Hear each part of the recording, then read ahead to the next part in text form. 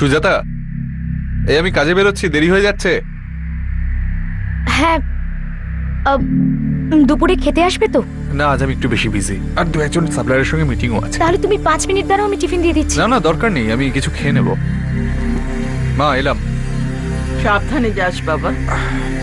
Lucky বাবু, দুধটা দেখার জিনিস নয়, ওটা খেতে হবে তো। চল, আমার মতো স্ট্রং হতে হবে তো তোমায়। এলাম। হ্যাঁ,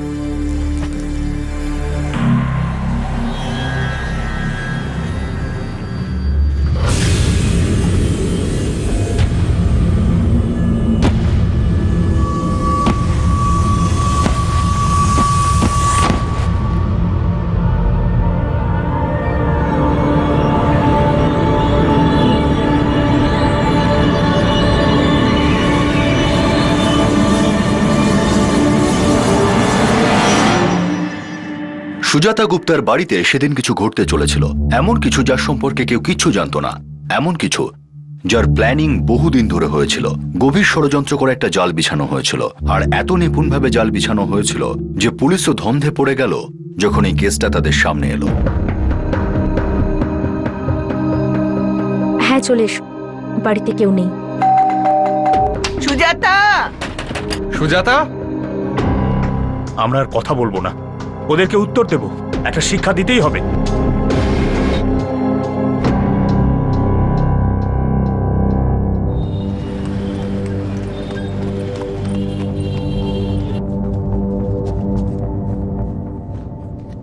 সুজাতা, এই সুজাতা। হ্যাঁ মা। আমি লতার বাড়িতে যাচ্ছি, পুজো আছে, 5টা 6টা তো বেজেই যাবে। ঠিক আচ্ছা। আছে মা, আপনি লাকিকেও আপনার সাথে নিয়ে যান না। ও ওখানে শান্ত হয়ে বসবে না, খুব বিরক্ত করবে। মা, আমার বাড়িতে অনেক কাজ রয়েছে, ও যদি এখানে থাকে আমি কোনো কাজ করতে পারবো না। আচ্ছা লাকি, চিন্টুর বাড়ি যাবি? চিন্টুর বাড়ি? আমি ওখানে ফুটবলও খেলবো, আমি আমার বল নিয়ে আসছি। হ্যাঁ, তাড়াতাড়ি কর।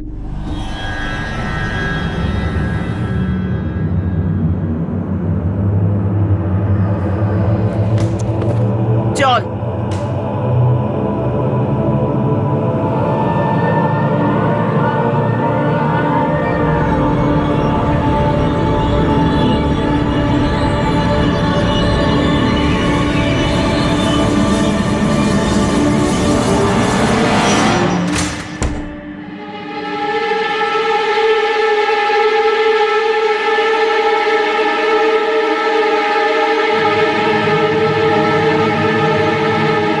হ্যাঁ যাদববাবু, অঙ্কুর গুপ্তা বলছি। আপনার ওই গ্রানাইটের তো প্রচুর চাহিদা, খদ্দেরের তো লাইন লেগে আছে একদম। আপনি কবে পাঠাচ্ছেন মাল?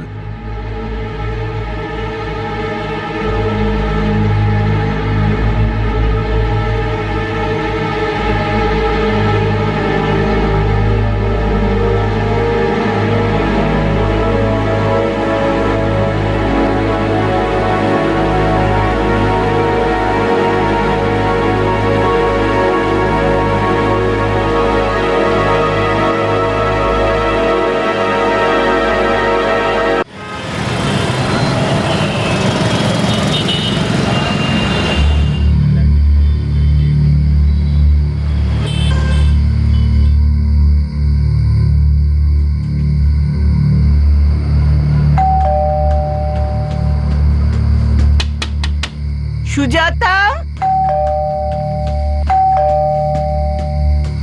Sujata.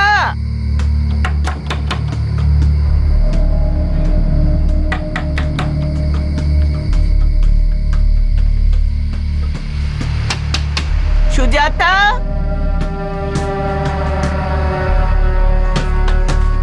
The number you have called is currently switched. ফোনটাও বন্ধ করে রেখে দিয়েছে। হ্যাঁ মা, বলো।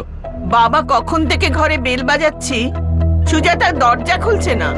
মা, ও হয়তো বাজারে গেছে, ওকে ফোন করে দেখো না। ওর ফোনও বন্ধ, এই সময় ও বাজারে যায় না। হয়তো ভেতরে ঘুমিয়ে পড়েছে। বেল বাজিয়েছি, দরজাও ধাক্কা দিয়েছি, শুয়ে থাকলে এতক্ষণে উঠে যেত। ঠিক আছে মা, আমি আসছি। স্টকটা মিলিয়ে দেখো।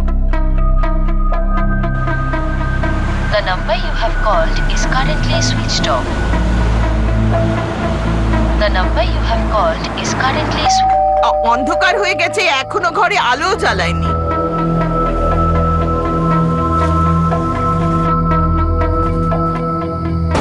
আরে অঙ্কুর, আধ ঘন্টা ধরে বাইরে দাঁড়িয়ে আছি, কিন্তু সুজাতা দরজাই খুলছে না, আলো জ্বালায়নি। সুজাতা, সুজাতা,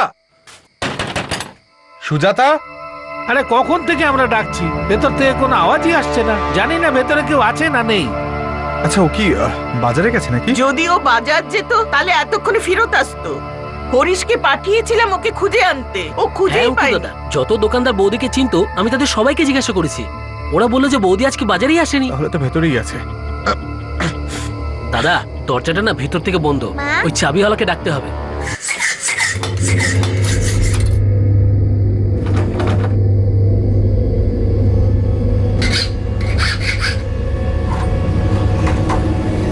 এবার আরেকটা দরজা।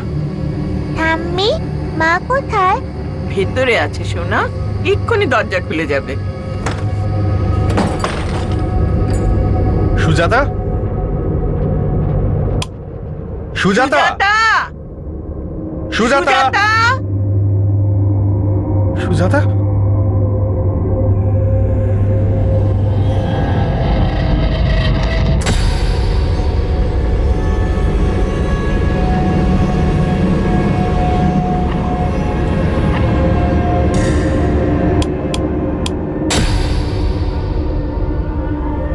অঙ্কুরদা, অঙ্কুরদা, কি হলো হরিশ?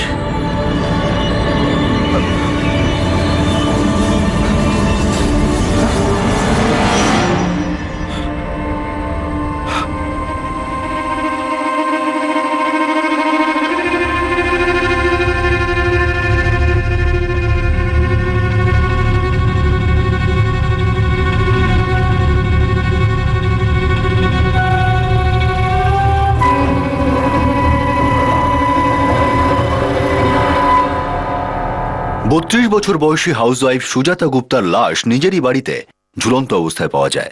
এটা কি আত্মহত্যা ছিল?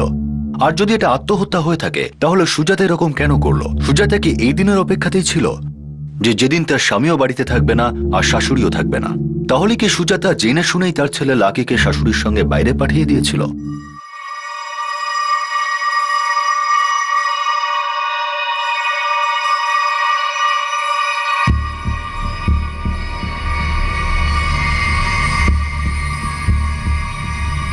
লাশটাকে নিচে কে নামিয়েছিল? আমি আর অঙ্কুরদা দুজনে। আর কোনো জিনিস শুয়েছেন আপনারা? না স্যার, আমরা সুজাতা বৌদির লাশটাকে নিচে নামিয়ে সাথে সাথেই আপনাদের ফোন করি। আচ্ছা, কোনো সুইসাইড নোট পেয়েছো বা এরকম কোনো কিছু যার সঙ্গে মৃত্যুর কোনো না কোনো সম্পর্ক আছে? না স্যার, কোনো সুইসাইড নোট ছিল না। নকুল, স্যার, ফটোগ্রাফার আর ফরেন্সিককে ডাকো আর সারা বাড়িতে খোঁজো, হতে পারে কোথাও কোনো সুইসাইড নোট পড়ে রয়েছে। Yes sir.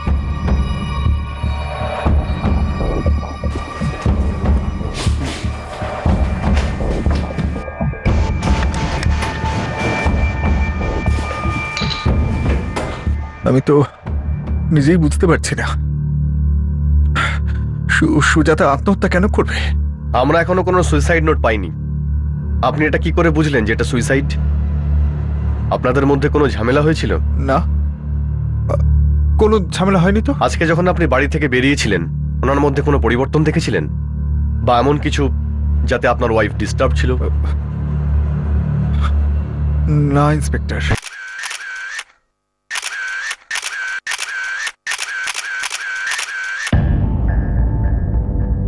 আমি প্রায় 2:30 নাগাদ লাকিকে নিয়ে ওখান থেকে বেরিয়েছিলাম। তখন তো সুজাতা একদম ঠিক ছিল, সবকিছুই ঠিক ছিল। তারপর কিছুই জানি না কি হয়ে গেল।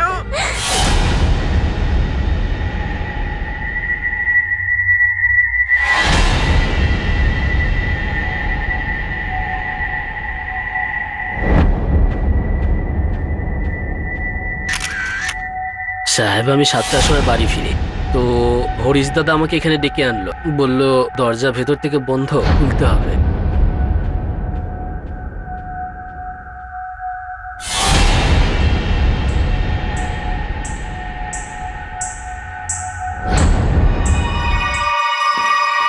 স্যার, বেডরুম থেকে একটা মোবাইল পাওয়া গেছে। হ্যাঁ, এটা সুজাতারই ফোন। এই নম্বরে ফোন করে বারবার বন্ধ পাচ্ছিলাম।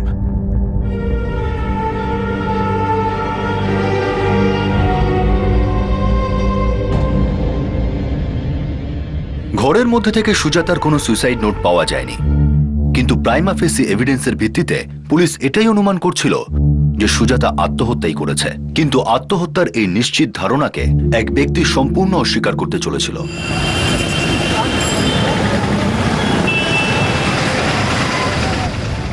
আরে এটা কি বলছো তুমি?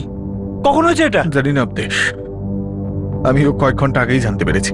আরে কিন্তু সুজাতা সুইসাইড কেন করবে? সেটা তো আমিও বুঝতে পারছি না, সুজাতা এরকমটা করলো কেন। আমি আমি আমি এক্ষুনি আসছি।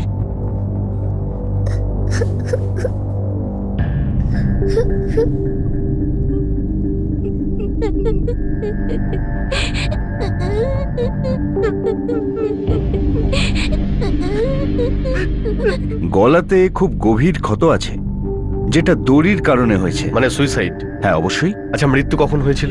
বডিটা এখানে আনার 3-4 ঘন্টা আগে, তার মানে কাল দুপুর 3টে থেকে 4টের মধ্যে। কি হয়েছে আমার বোনের সাথে? শুনলে তো অবদেশ,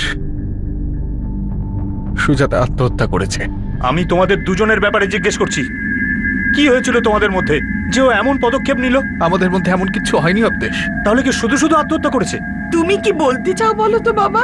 এটাই যে আমার বোন যদি আত্মহত্যা করে থাকে তাহলে তার পিছনে নিশ্চয়ই কোনো কারণ থাকবে, না হলে হয়তো আপনারা কিছু করেছেন বা কিছু বলেছেন। আমার কথাটা বিশ্বাস করো অবদেশ, এরকম কোনো কিছু ঘটেনি। তাহলে কি রকম ব্যাপার ছিল? তুমি কারণ নয় তো ওর মৃত্যুর। আচ্ছা শুনুন, পোস্টমর্টেম রিপোর্টে জানা গেছে আপনার বোন সুইসাইড করেছে। আমি মানি না এই রিপোর্টকে। স্যার, আমি চাই যে আপনি আবার পোস্টমর্টেম করুন। আমি পুরো বিশ্বাসের সাথে বলতে পারি যে এটা সুইসাইড নয়। দেখুন, আমি আপনার অবস্থাটা বুঝতে পারছি, কিন্তু আমি থাকাকালীনই পুরো বাড়িটা চেক করিয়েছি, প্রত্যেক কোনায় কোনায় চেক করিয়েছি। সমস্ত দরজা জানলা ভিতর থেকে বন্ধ ছিল, বাড়িতে কারো জোর করে ঢোকার কোনো চিহ্নই পাইনি। হ্যাঁ, আমরা কোনো সুইসাইড নোট পাইনি, কিন্তু কারণ এটা সুইসাইড নয়। স্যার, আমার বোন কখনো সুইসাইড করতে পারে না, এটা মার্ডার কেস। আমার প্রতি সপ্তাহে ওর সাথে কথা হতো, যদি এরকম সিরিয়াস কিছু ব্যাপার থাকতো ও নিশ্চয়ই বলতো। স্যার, এইভাবে ও সুইসাইড করতেই পারে না। স্যার, কত ছোট ছেলে আছে ওর, কোনো মা তার এত ছোট ছেলেকে ফেলে কোথাও যেতেই পারে না। ঠিক আছে, আমরা আরো তদন্ত করব, কিন্তু এই মুহূর্তে আমরা কোনো কারণ দেখছি না যেটাকে সুইসাইড ছাড়া অন্য কিছু বলবো। হ্যাঁ সাহেব, অঙ্কুরদা তো সারাদিন ধরে এখানেই ছিলেন, তারপর মাসিমার ফোন আসে আর তখনই উনি বেরিয়ে যান। আগে কালকে এখানে পুজো ছিল, আর কমলা কালকে নাতিকে নিয়ে এখানে এসেছিল। সন্ধ্যে 6:30 পর্যন্ত এখানেই ছিল। অরুণের নাতি? ও আমার নাতি চিন্টুর সাথেই এখানেই তো খেলা করছিল। স্যার, আমি আপনাকে এই নিয়ে বহুবার বলছি, সুজাতা আর আমার মধ্যে তেমন কোনো অশান্তি ছিল না। আমাদের 7 বছর বিয়ে হয়েছে। সমস্ত স্বামী স্ত্রীর মধ্যে যেরকম ছোটখাটো মানবাভিমান থাকে, তার চেয়ে বেশি কিছু নয় যাতে ওকে আত্মহত্যা করতে হয়। কিন্তু আপনার শালা এটা পুরোপুরি বিশ্বাস করছে যে ওর বোনকে খুন করা হয়েছে। আমি জানি স্যার, আমি জানি না ও কেন এটা ভাবছে। আমি বুঝতে পারছি ও নিজের বোনকে হারিয়েছে, তাও এইভাবে। কিন্তু হ্যাঁ, এটাও ঠিক, সুজাতা ছাড়া ওর পৃথিবীতে আর কেউ নিজের বলতে নেই। কিন্তু ও যদি নিজের বোনকে হারিয়ে থাকে, আমিও তো আমার স্ত্রীকে হারিয়েছি, আমাদের ছেলে তার মাকে হারিয়েছে। আপনার শালা কিন্তু কেসটা এখানেই শেষ করবে না, কেস তো সবে শুরু হয়েছে, জল কিন্তু অনেক দূর গড়াবে। তুমি তোমার বোনের স্বামী অঙ্কুরকে সন্দেহ করছো? হ্যাঁ স্যার, ওনার উপরও আর আমার বোনের শাশুড়ি কমলা গুপ্তা, দুজনের উপরই। কিন্তু ওরা কেন এমন করবে? পণের জন্য স্যার। স্যার, এই মার্ডারটা পণের জন্য করা হয়েছে। একদম মিথ্যে কথা বলে যাচ্ছে ও। সুজাতা এখানে খুব সুখে ছিল। জানি না ওর দাদার মাথার মধ্যে কে এই আত্মহত্যার কথা ঢুকিয়েছে। স্যার, আমার কথা বিশ্বাস করুন, আমার বোন সুজাতাকে পণের জন্য মারা হয়েছে, আর এখন তাকে আত্মহত্যা বলে চালানোর চেষ্টা হচ্ছে। স্যার, আমার মনে হচ্ছে মিস্টার মহাজন ভুল সন্দেহ করছে। স্যার, আমরা প্রত্যেকটা অ্যাঙ্গেল থেকে কেসটাকে ভালো করে দেখেছি। সুজাতার না কোনো শত্রু ছিল, আর না কেউ ওই দিন জোর করে ওর বাড়িতে ঢুকেছিল। তার মানে আপনি নিশ্চিত যে সুজাতা গুপ্তের মৃত্যুটা suicide? Yes sir, postmortem report তো তাই বলছে স্যার। ওকে ইন্সপেক্টর। হ্যাঁ শোনো, ইনভেস্টিগেশন অফিসারের বক্তব্য অনুযায়ী তোমার বোনের মৃত্যুটা সুইসাইড হতে পারে। এটা শুধুমাত্র তোমার সন্দেহ, কিন্তু স্যার, সরি টু সে আমি এই ব্যাপারে কিছু করতে পারবো না। স্যার, আপনি এত সময় দিয়ে আমার কথা শুনেছেন, আমি আপনার কাছে অনেক কৃতজ্ঞ। আপনি আমার একটা ছোট্ট সাহায্য করে দিন। স্যার আমি চাই যে আমার বোনের পোস্টমর্টেম আরেকবার যেন করা হয়, detail postmortem please sir. Detail পোস্টমর্টমের অর্ডার আমি ইস্যু করে দিচ্ছি। Okay, thank you sir. আমি এই ব্যাপারে কিচ্ছু করতে পারবো স্যার না। আপনি এত সময় দিয়ে আমার কথা শুনেছেন, আমি আপনার কাছে অনেক কৃতজ্ঞ। আপনি আমার একটা ছোট্ট সাহায্য করে দিন স্যার। আমি চাই যে আমার বোনের পোস্টমর্টেম আরেকবার যেন করা হয়, detail postmortem please sir. Detail পোস্টমর্টমের অর্ডার আমি ইস্যু করে দিচ্ছি। Okay, thank you sir.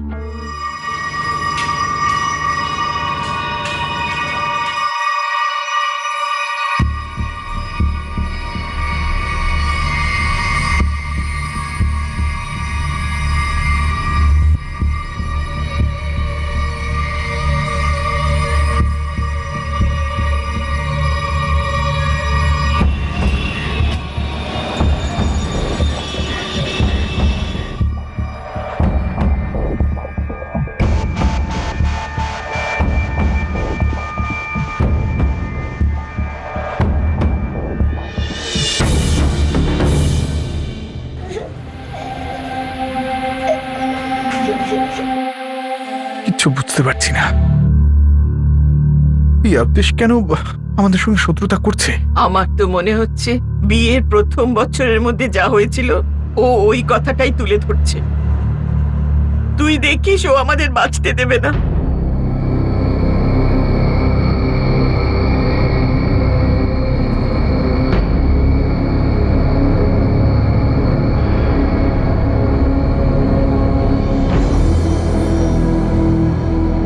Inspector Sujata গুপ্তার detail post-mortem হয়ে গেছে। নতুন কিছু কি জানতে পারলেন? না স্যার, রিপোর্ট সেম, দম বন্ধ হয়ে মারা গেছে, বডিতে আর কোনো চিহ্ন নেই। Thank you doctor. স্যার এটা হতেই পারে না। আপনি চেয়েছিলেন দ্বিতীয়বার পোস্টমর্টম হোক, সেটা হয়েছে, যেটা সত্যি সেটাই সামনে এসেছে। আর আমাদের ইনভেস্টিগেশনে আমরা অন্য কিছু পাইনি। প্রতিবেশীরাও এটাই বলছে যে আপনার বোন আর তার হাজবেন্ডের সঙ্গে কোনো ঝগড়াঝাটি ছিলই না। তাহলে স্যার এটা কি? স্যার এটা প্রমাণ। স্যার বিয়ের কিছু মাস পর আমার বোনকে পণ নিয়ে বিরক্ত করা হচ্ছিল, ওকে বাড়ি থেকেও বের করে দেওয়া হয়েছিল। সুজাতার বিয়ের পর আমার বাবার গ্রামের একটা জমি বিক্রি করে দিয়েছিলাম, খুব ভালো দাম পেয়েছিলাম সেটা থেকে। আমার জামাইবাবু যখনই এটা জানতে পারে, ও সুজাতাকে খুব জ্বালাতন করা শুরু করে, জোর করে ওর ইচ্ছের বিরুদ্ধে আমাদের কাছে পাঠায় টাকা আনার জন্য। ও 10 লাখ টাকা চেয়েছে। কি? যখন থেকে ও জমির ব্যাপারে জেনেছি, ব্যাস ওটা নিয়েই পড়ে আছি শুধু। বিয়ের পর বাবা অঙ্কুরের সব ইচ্ছে পূরণ করেছিল, তারপরেও যদি ওর কিছু চাওয়ার ছিল তো আমাদের কাছে কথা বলতে পারতো। আমি ওকে বলেছিলাম যে এই জমিতে শুধু তোর অধিকার আছে, আর ওই কথাটাই ওর খারাপ লাগলো। আমরা আর কথা বলবো না, ওদেরকে উত্তর দেব, একটা শিক্ষা দিতেই হবে। স্যার এই লেটারটা আমি সেই সময়কার ডিস্ট্রিক্ট ম্যাজিস্ট্রেট রোহিত শর্মাকে লিখেছিলাম 23 নভেম্বর 2007-এ। আর এই দ্বিতীয় লেটারটা জেলার এসপি রমাকান্ত সিংকে 25 নভেম্বর 2007-এ। মানে আপনি এটা বলতে চাইছেন 7 বছর পুরনো রাগের বদলা অঙ্কুর এখন নিল, মানে একটা বাচ্চা হওয়ার পর? শুধু স্যার বদনামের ভয় ও আমার বোনকে বাড়িতে ফিরিয়ে নিয়েছিল, কিন্তু এই ব্যাপারটা ওরা সহজে ভুলে যাবে না। আমি তো বলছি আপনাকে, ওরাই আমার বোনকে খুন করেছে। আপনি কড়াভাবে জিজ্ঞেস করলে ওরা সব বলে দেবে। আপনি পণ বলির কেসে ওদের ভিতরে ঢোকান। দেখুন মিস্টার মহাজন, সেকশন 498 এ দেওয়াই যাবে না, কারণ 7 বছরের পুরনো এই চিঠি এটা কোনো পোক্ত প্রমাণই নয়। স্যার ওই সময় কোনো অ্যাকশন নেওয়া হয়নি, আর আজ ওরা আমার বোনকে মেরে ফেলেছে। কিন্তু তখন তো সব ব্যাপারটা মিটিয়ে গিয়েছিল, আর তোমার বোন ওর নিজের ইচ্ছায় তার স্বামীর ঘরে চলে গিয়েছিল। কিন্তু স্যার তার মানে তো এটা নয় যে ওর উপর অত্যাচার করা বন্ধ করে দেবে। কিন্তু তোমার বোন কি তোমায় কখনো এসব কথা কিছু বলেছে? না স্যার। দেখো, তোমার বোনের একটা ছেলেও আছে, আর একজন বাবা তার বাচ্চার মাকে মারবেই বা কেন, তাও 7 বছর আগে ঝগড়া নিয়ে। স্যার আমি শুধু এইটুকুই জানি যে ওরাই আমার বোনকে খুন করেছে। তোমার কাছে কি কোনো প্রমাণ আছে? স্যার সব থেকে বড় প্রমাণ এটাই, অঙ্কুর আর তার মা আমার ভাগ্নেকে নিয়ে কোথাও পালিয়ে গেছে।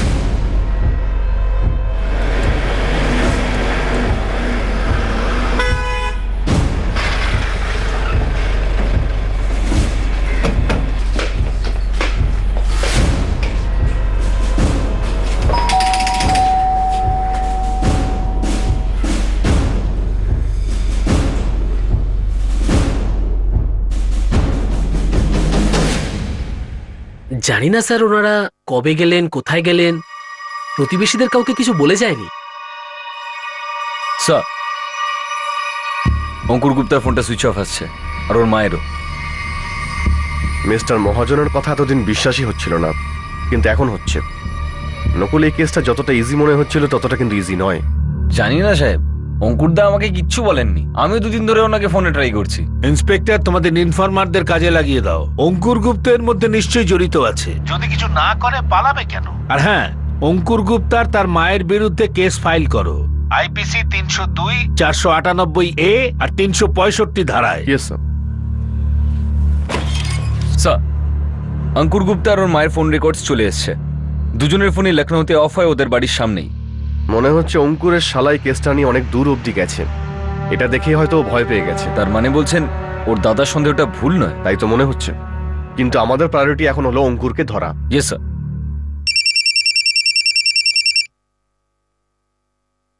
হ্যালো স্যার, আমি অঙ্কুর গুপ্তা কথা বলছি। স্যার, আমাকে অকারণে ফাঁসানো হচ্ছে। তুমি এতদিন ফাঁসনি, কিন্তু পালিয়ে ফেসে গেছো। স্যার, আপনি তো বলেছিলেন সুজাতা আত্মহত্যা করেছে। অবদেশ আমার নামে মিথ্যে বদনাম দিচ্ছে স্যার। অঙ্কুর, তুমি যেখানেই থাকো না কেন, তোমার ভালোর জন্যই বলছি এখানে ফিরে এসো। স্যার, আমি সত্যি কথা বলছি, আমি সুজাতার মৃত্যুর ব্যাপারে দায়ী নই। যখন তুমি দোষী নও তাহলে পালাচ্ছ কেন? তোমার এই বোকামি তোমার জন্য কিন্তু প্রবলেম বাড়াচ্ছে। আমরা অর্ডার পেয়েছি তোমার এগেনস্টে কেস ফাইল করার। তুমি যদি না আসো তাহলে তোমার এগেনস্টে আমরা স্টেপ নেব, আর তোমার এগেনস্টে অ্যারেস্ট ওয়ারেন্ট বের করতেই হবে। অঙ্কুর, এখন তুমি তোমার মা ছেলে সম্পর্কে ভাবো। তোমার বাচ্চা এখনো ছোট, কোথায় ঘুরবে তুমি ওকে নিয়ে?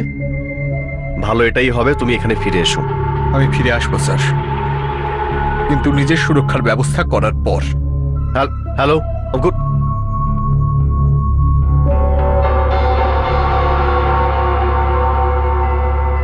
এই নাম্বার থেকে অঙ্কুর ফোন করেছিল।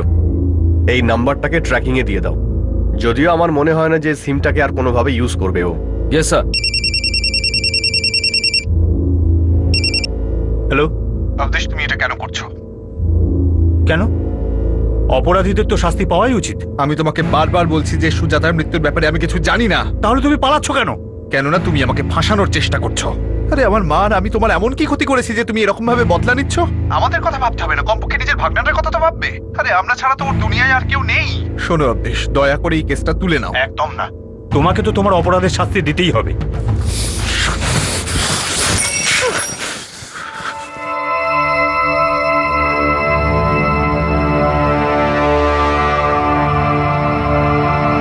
স্যার, আমার ক্লায়েন্ট অঙ্কুর গুপ্তা আর তার মা কমলা গুপ্তার ওপর ভুল চার্জ লাগানো হয়েছে। স্যার, সুজাতা গুপ্তার ওপর দুবার পোস্টমর্টম হয়েছে, আর দুবারই পোস্টমর্টম রিপোর্টে এটা প্রমাণ হয় যে তিনি আত্মহত্যা করেছেন, আর এটা পুলিশ ইনভেস্টিগেশনেও প্রমাণ হয়েছে। স্যার, এর পরেও যদি পুলিশ তার তদন্ত চালিয়ে যেতে চায় তাহলে আমার ক্লায়েন্ট সব রকম ভাবে তাকে সাহায্য করবে। আমার আদালতের কাছে শুধু এটুকুই অনুরোধ, তার বিরুদ্ধে যে অ্যারেস্ট ওয়ারেন্ট আছে সেটা যেন ক্যান্সেল করে দেওয়া হয়। That's all me Lord. আদালত অঙ্কুর গুপ্তা আর ওনার মা কমলা গুপ্তার অ্যান্টিসিপেটরি বেল মঞ্জুর করছে, কিন্তু সবার প্রথমে ওনাদের নিজেদের পুলিশ স্টেশনে গিয়ে হাজিরা দিতে হবে, আর পুলিশের সাথে সব ব্যাপারে সহযোগিতা করতে হবে।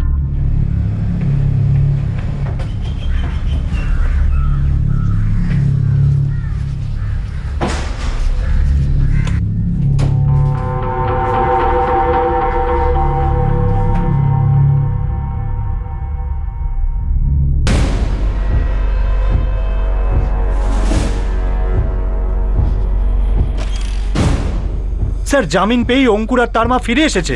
আপনি এখনো পর্যন্ত ওদের জিজ্ঞাসাবাদের জন্য ডাকেননি কেন? আপনি ইন্সপেক্টর দেবেন্দ্র মাথুর, এই থানার নতুন ইনচার্জ।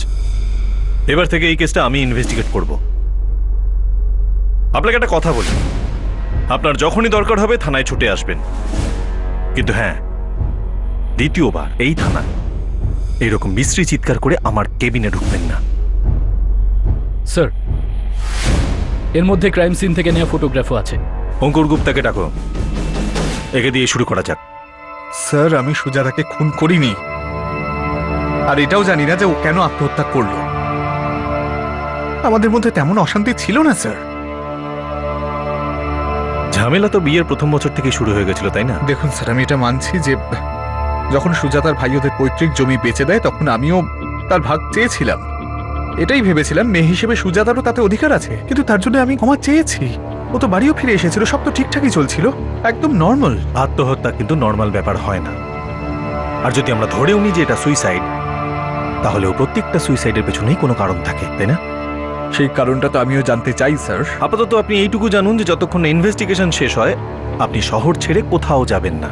আর যদি এইবার আপনি পালানোর চেষ্টা করেন তাহলে বেল পাওয়া তো অনেক দূর, সোজা জেলে যাবেন। একটা নতুন পুলিশ টিম আবার নতুন করে তদন্ত শুরু। প্রথমবারের তদন্তে কি কোনো ঘাটতি থেকে গিয়েছিল? কোনো গুরুত্বপূর্ণ তথ্য কি এড়িয়ে যাওয়া হয়েছিল যা এবার নজরে আসতে চলেছে? প্রথম দিকে সুইসাইড মনে হওয়া এই ওপেন ইন শার্ট কেসে এবার অনেক সম্ভাবনা দেখা যাচ্ছিল।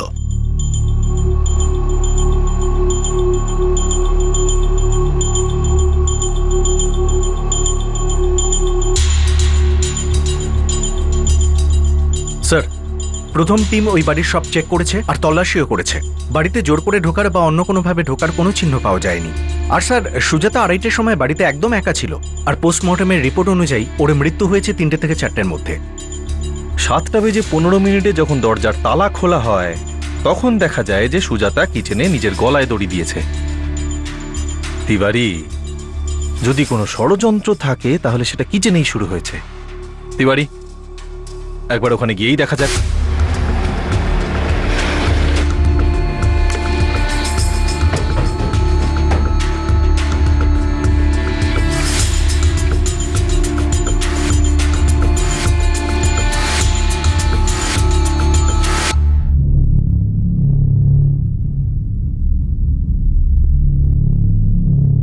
তিওয়ারি, ওই স্টুলটা আমাদের কাস্টাডিতে আছে না? হ্যাঁ স্যার, ওই স্টুল আর দড়ি দুটোই আমাদের কাস্টডিতে।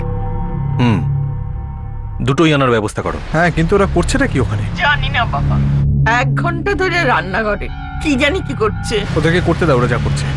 ওরা চলে যাওয়ার পরে আমায় ফোন করো। ঠিক আছে বাবা।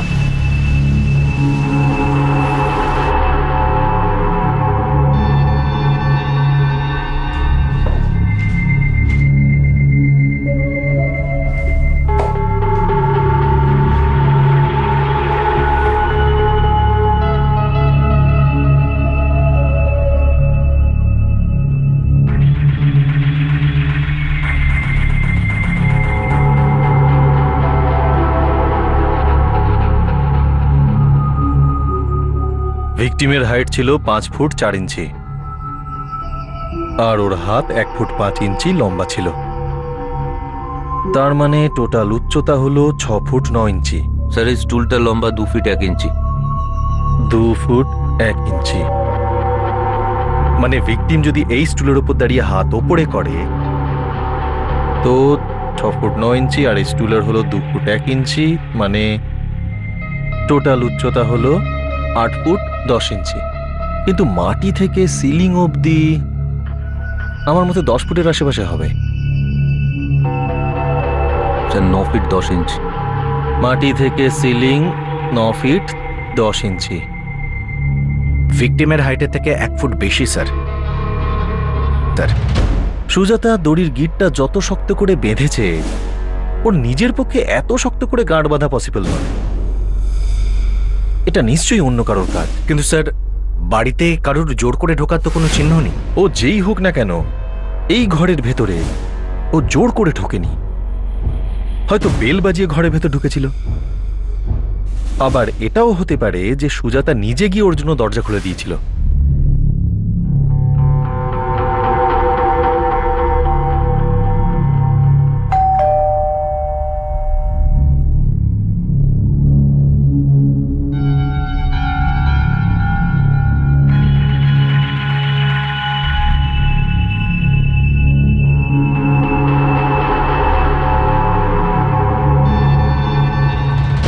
এখন এটাই একটা অপশন হতে পারে। মানে চেনাশোনা কেউ করেছে? পুরো চান্স আছে তার। কিন্তু স্যার, প্রতিবেশীদের কথা অনুযায়ী সেদিন ওরা কোনো শব্দ বা অন্য কোনো চিৎকার বা কোনো চেঁচামেচি শোনেনি। আর ডোর সেলফ লক ছিল, তার মানে খুনি বাইরে থেকে দরজা বন্ধ করে দেয়। হত্যাকে আত্মহত্যা প্রমাণ করার চেষ্টা হয়েছে আর খুনি এটাতে কিছুটা সফলও হয়েছে। স্যার, যদি এটা মেনেও নিয়ে যে খুনি চেনাশোনা ছিল, তাহলে প্রশ্ন ওঠে যে সুজাতা নিজেকে বাঁচানোর চেষ্টা করলো না কেন? ও কেন চিৎকার করলো না?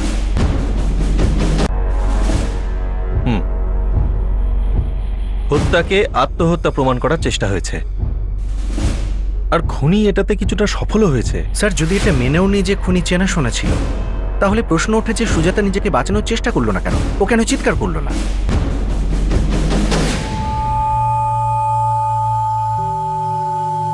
আগে না, বডিতে স্ট্রাগলের কোনো চিহ্ন নেই, একটা ছিটো ফোটাও নেই। এটা পণের নয়, মনের মামলা মনে হচ্ছে।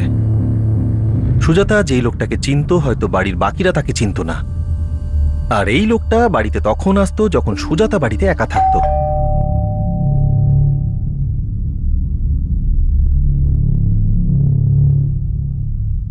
আর এই লোকটাই সুজাতাকে হত্যা করেছে, আর হত্যাকে আত্মহত্যা প্রমাণ করার চেষ্টা করেছে। কিন্তু স্যার, কথাটা এখানেই শেষ হয়ে যাচ্ছে। সুজাতা নিজেকে বাঁচানোর চেষ্টা করলো না কেন? আগের টিম অঙ্কুরা তার মায়ের ফোন রেকর্ড বের করেছিল না? মার্ডারের দিনে লোকেশন কি ছিল? স্যার, কলের রেকর্ড অনুযায়ী মার্ডারের দিন অঙ্কুর গুপ্তা ওর মার্বেল শপেই ছিল, আর ওর মা কমলা নাতির সাথে পুজো দিতে গেছিল। দুজনেই সত্যি বলছে স্যার। এবার এটা কাজ করো, সুজাতার ফোন রেকর্ড বের করো, আর আবেশেরও। কখনো কখনো মানুষ অন্যের দিকে আঙুল তোলে যাতে ওকে কিছু জিজ্ঞেস না করা হয়।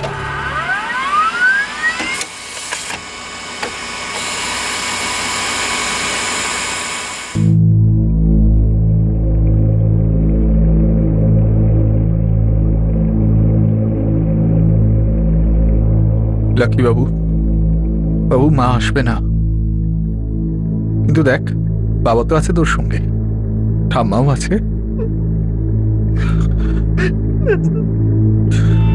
স্যার, কতদিন হয়ে গেছে, আপনি এখনো অঙ্কুরকে কিছু করছেন না। দেখুন, আমাদের কিন্তু ইনভেস্টিগেশন চলছে, আর এটা জরুরি নয় যে এই কেসের সমস্ত ডিটেল আপনাকে আপডেট করা হবে। তবে আপনার সন্দেহটা ঠিকই ছিল, আমাদেরও মনে হচ্ছে এটা একটা মার্ডার কেস। স্যার, আমি তো প্রথম দিন থেকেই বলছি, আমি জোর দিয়ে বলতে পারি যে। জোর দিয়ে এবার আমরা বলবো, তাও সেটা প্রমাণের সাথে। যতক্ষণ না আমাদের তদন্ত শেষ হয়ে যায়, সবাইকে আমরা সন্দেহের চোখে দেখব। আর যদি কেউ এটা ভেবে থাকে যে এই কেসে একটু বেশি বেশি দেখিয়ে কেউ আমাদের চোখে ধুলো দেবে, তাহলে সেটা তার ভুল ধারণা। আমি ঠিক বুঝলাম না, আপনি কি আমার উপরও? শুধু আপনাকেই নয়, সবাইকেই। কিন্তু আপনি চিন্তা করবেন না, সত্যিটা খুব তাড়াতাড়ি সামনে চলে আসবে। আমাকে একটা কথা বলুন, আপনার হাইট কত? কি? আমার height 5 feet 7 inch. Thank you. Sir, 10ই আগস্ট অফদেশের ফোন লোকেশন এলাহাবাদ ছিল, যেখানে ও থাকে, পিডব্লিউডির সিনিয়র অফিসার। ওর সব রেকর্ড ক্লিন স্যার। ক্লিন রেকর্ডধারীরা এরকম কাজ বেশিরভাগ সময় অন্য কাউকে দিয়ে করায়। সুজাতার ফোন রেকর্ড থেকে কিছু জানা গেল? স্যার, ও সাধারণত 3টে নাম্বারে কথা বলতো। স্বামী অঙ্কুর, শাশুড়ি কমলা, ভাই অফদেশ। আচ্ছা, এই যে নাম্বারটা 4445678776 যেটা তুমি মার্ক করেছো, সেটা স্যার, এটা সেই 4র্থ নাম্বার যেখানে সুজাতার প্রায় কথা হতো। আপাতত নাম্বারটা সুইচড অফ। ঠিক আছে, সুজাতার কাছের লোকেদের জিজ্ঞেস করা যায়, তারা এই নাম্বারটার ব্যাপারে কি জানে। 4445678776। স্যার, আমি তো জানি না।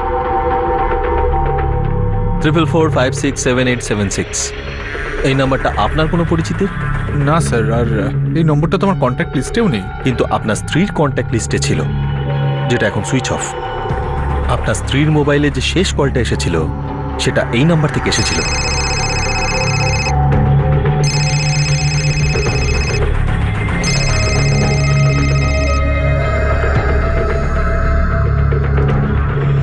হ্যাঁ, চলে এসো, বাড়িতে কেউ নেই। এই নাম্বারে আমরা ডিটেল বার করেছি, তাতে একটা আশ্চর্য ঘটনা সামনে এসেছে।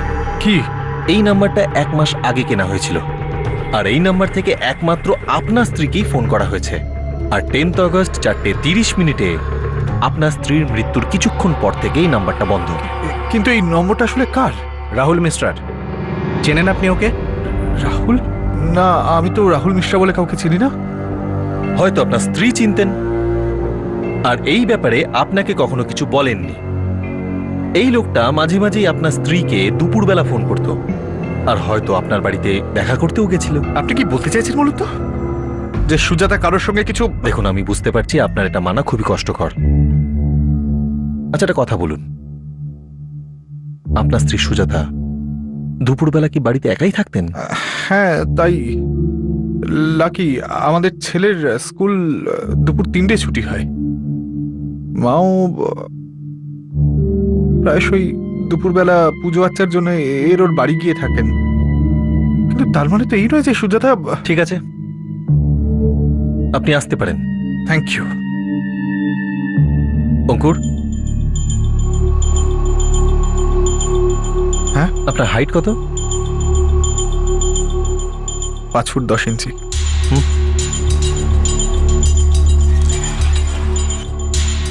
তিওয়ারি, এই রাহুল মিশ্রার নাম আর ঠিকানা দুটোই ভুল হতে পারে। একটা কাজ করো, ওর ফোনের IMEI নাম্বারটা সার্ভিলেন্সে দিয়ে দাও। স্যার, এটা আত্মহত্যা নয় বরং মার্ডার, সেটা তো আমরা জানি, কিন্তু কিভাবে এই মার্ডারটা করা হয়েছে সেটা এখনো আমাদের কাছে রহস্য। কিন্তু আমরা এই রহস্য ভেদ করবই, ষড়যন্ত্রকে মূল থেকে উচ্ছেদ করব।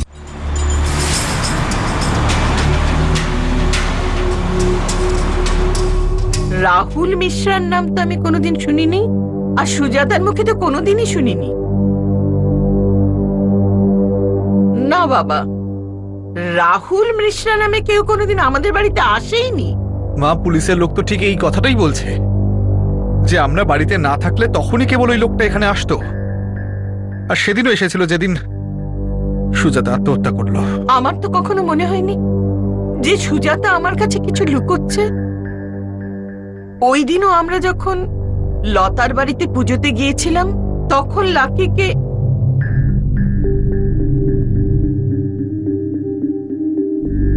লাকিকে তো সুজাতাই বলেছিল নিয়ে যেতে। মা, আপনি লাকিকেও আপনার সাথে নিয়ে যান না। ও ওখানে শান্ত হয়ে বসবে না, খুব বিরক্ত করবে। মা, আমার বাড়িতে অনেক কাজ আছে, ও এখানে থাকলে কিছু করতে পারবো না। হতে পারে ও একা থাকতে চাইছিল, যাতে আমাদের অনুপস্থিতির সুযোগে ওই লোকটা বাড়িতে আসতে পারে। এটাও তো হতে পারে যে হয়তো ওই লোকটা এই সুজাতাকে খুন করেছে, অথবা ও যাওয়ার পর সুজাতা আত্মহত্যা করেছে। কিন্তু কিন্তু কেন?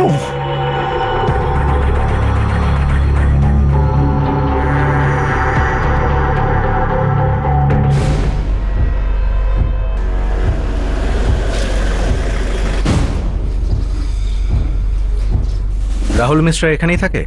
আমার ছেলে রাহুল। এখন কোথায় ও? ও তো কাজে বেরিয়েছে। কোথায় কাজ করে? এই পাশের বাজারে ঠেলা করে সবজি বিক্রি করে।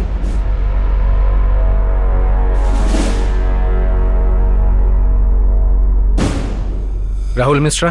আগে হ্যাঁ, আমি রাহুল। বলুন কি চাই? হ্যাঁ, তোকে চাই, চল। আরে আমাকে কোথায় নিয়ে চল যাচ্ছেন? চল বলছি সব।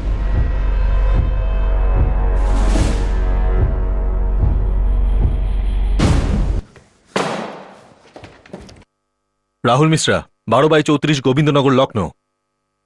এটা তোর নাম আর অ্যাড্রেস? হ্যাঁ স্যার। 4445678776। তোর মোবাইল নাম্বার? না স্যার, না, আমার ঠিকানা আমারই, কিন্তু এই মোবাইল নাম্বারটা আমার না স্যার। দেখ, মিথ্যে বললে ওখানে দোকানে তো সবজি পচবে, আর এখানে তুই। সত্যি বল, সুজাতা গুপ্তার সাথে তোর কি সম্পর্ক ছিল? কে সুজাতা গুপ্ত স্যার? আমি চিনি না কাউকে।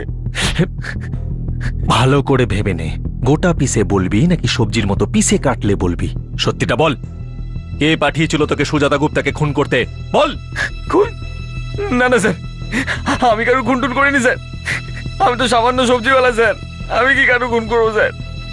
স্যার, আমার তো 15 মাসে বিয়ে স্যার। স্যার, আমি কেন ভুলভাল কাজ করে নিজের জীবনটা বরবাদ করবো স্যার? তাহলে তোর নামে এই নাম্বারটা কি করে এলো? আমি জানি না স্যার, আমার কাছে আমার একটাই নাম্বার আছে স্যার, এই দেখুন স্যার। আমি গরিব লোক স্যার, আমি দুটো নাম্বার নিয়ে কি করবো এই স্যার? নাম্বারটা চেক করো। আরে ততক্ষণ কোথাও যাবে না যতক্ষণ না আমি একে যেতে দিচ্ছি।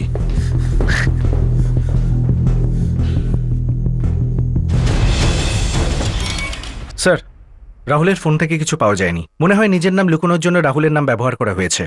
এই রাহুল ছেলেটাকে ভালো মনে হচ্ছে স্যার। কিন্তু এই কেসটা মোটেই সোজা নয় তিওয়ারি। একজন লোক জালি ডকুমেন্ট দিয়ে একটা সিম কার্ড কেনে, আর সেই নাম্বার থেকে লাগাতার সুজাতার সাথে 1 মাস ধরে কথা বলে যায়।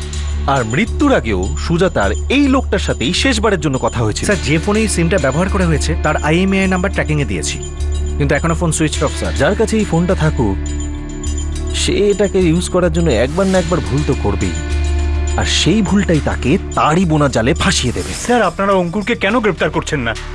ও ছাড়া আর কি হতে পারে যে আমার বোনকে মারতে চাইবে? অবদেশ বাবু, অঙ্কুরের বিরুদ্ধে আমাদের কাছে কোনো প্রমাণ নেই। স্যার, ও পালানোর চেষ্টা করেছিল। এটা কি প্রমাণ করছে না যে ও কিছু ভুল করেছে? হ্যাঁ, ও তো সারেন্ডারও করেছে। আর তাছাড়া আপনার বোনের যখন খুন হয় ও তখন মার্বেল শপে ছিল। স্যার, ও নিজে হয়তো করেনি, কিন্তু অন্য কাউকে দিয়ে করিয়েছে। খুব চালাক লোক ও। অবদেশ বাবু, অপরাধী যতই চালাক হোক না কেন, আমরা ঠিক খুঁজে বের করব। না দাদা, আমি তো কখনো কাউকে তোমাদের বাড়িতে যেতে আসতে দেখিনি। তাহলে পুলিশ কেন এরকম কথা বলছে? পুলিশ প্রথমে বলছিল যে বৌদি আত্মহত্যা করেছে, আমাদের তো তখনও বিশ্বাস হয়নি, আর এখন বলছে যে খুন হয়েছে। আমাদের তো এটা এখনো বিশ্বাস হচ্ছে না। বৌদিকে কেউ কেন খুন করতে যাবে?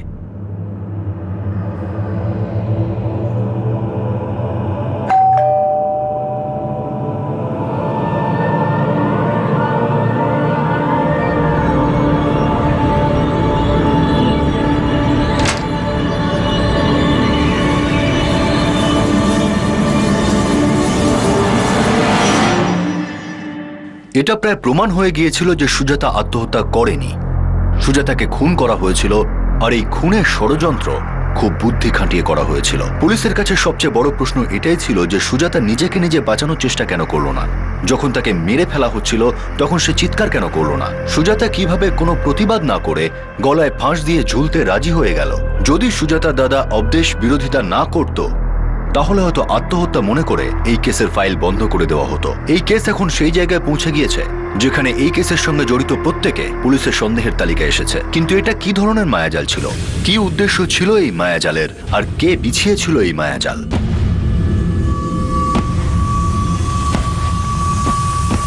এই মায়াজাল বেশ চালাকি করে বিছানো হয়েছিল, কিন্তু অপরাধের নিয়মই হলো সে সব সময় নিজের চিহ্ন রেখেই যায়। চক্রান্ত যতই গভীর হোক না কেন, প্রতিটি অপরাধ, প্রতিটি খুনের একটা অবয়ব, একটা ছায়া থাকে যা অপরাধ হওয়ার পরেও তার সাথে জুড়ে থাকে। এই রহস্যময় মায়াজাল থেকে পর্দা উঠবে আগামী দিন, আগামী পর্বে এই কেসের দ্বিতীয় তথা শেষ ভাগে। এখন আমি অনুপ সোনি আপনাদের কাছ থেকে বিদায় নিচ্ছি। আপনাদের সঙ্গে আবার দেখা হবে। ততক্ষণ সতর্ক থাকুন, সুরক্ষিত থাকুন, আর দেখতে থাকুন ক্রাইম পেট্রোল সতর্ক। শিক্ষা একজনকে, জ্ঞান আমাদের সবার। জয় হিন্দ।